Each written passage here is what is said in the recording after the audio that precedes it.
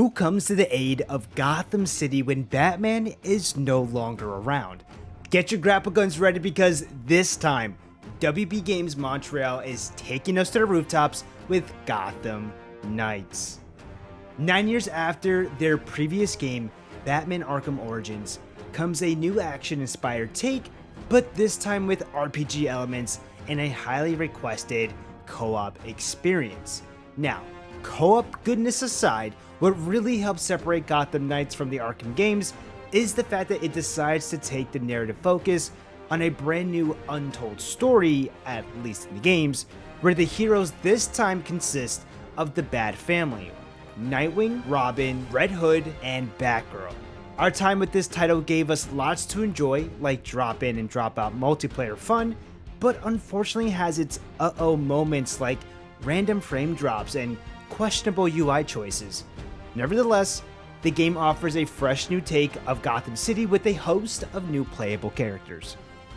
For those wondering what the story is somewhat about, ushering a new era of heroes for Gotham City, like we mentioned, Nightwing, Robin, Red Hood, and Batgirl return to the city in the wake of a catastrophic news that yes, Batman is dead.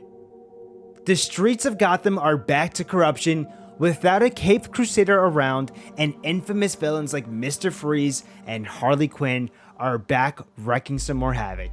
The former sidekicks must once again work together as they solve the mystery regarding Batman's mysterious death and a final case connecting to a secret organization known at one point to simply be just a myth. If there's one thing Arkham fans have strongly requested, and I would know, I'm one of those people, it's an Arkham-style Batman game that lets you and friends take out bad guys and solve crimes.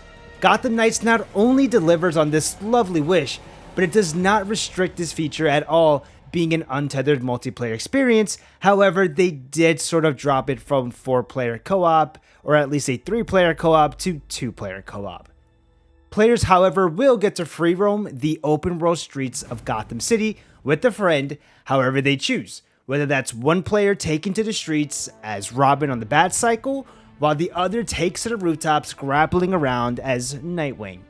The co-op action doesn't stop there, as not only can you do various team attacks, but depending on which duos you are having together, it can lead to different conversation interactions and even some unique cutscene moments.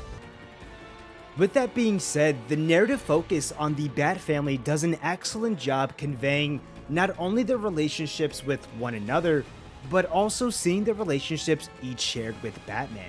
As the game progresses, you'll see the internal conflicts the characters face, with the pressure of Batman being gone and a hero needing to rise in the place where Batman once stood.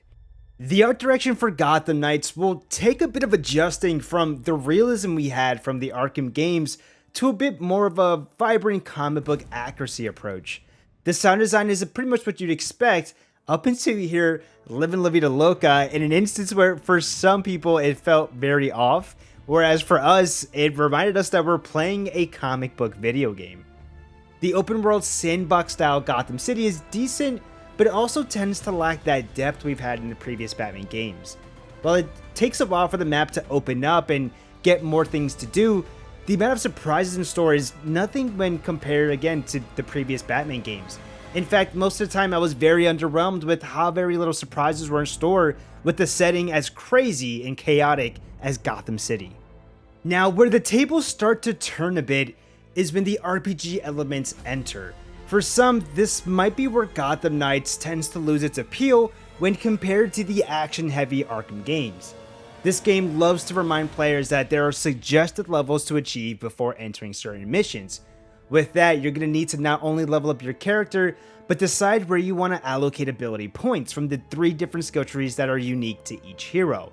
The game also features a crafting system for weapons and armor, but what's really eye-catching are the various armor designs that you can sport when playing as your character. You're going to see different armor continuities like the Titan's armor set, there's ones for Eternal, there's a bunch of different armor sets. That honestly is what adds to probably one of the best parts of this game, is just being able to not only have a transmog system implemented, but have a certain armor, but decide which style you want to definitely have on it. Now, while this might add a bit of complexity, again, it is an RPG, this allows you to tailor your character to your own playstyle, and with the added in abilities for your character, it kind of also helps break free of the shackles of that recycled freeform combat that most are used to by having fun with stuff like the momentum abilities that allow you to, again, just add to your combo by adding different skill sets from different trees and having an overall more fun time with combat.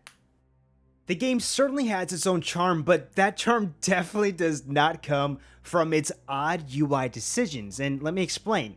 The back computer main menu option looks like it was ripped from a mobile game, with the crafting, salvaging icons, and even the text looking like something that came out of a mid-2000s MMORPG.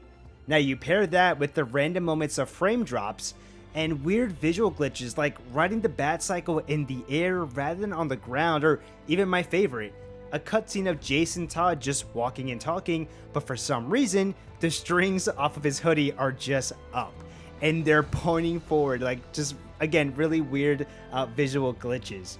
But it just reminds you that this is a product that clearly needed more time to bake and shows that it was definitely rushed in production.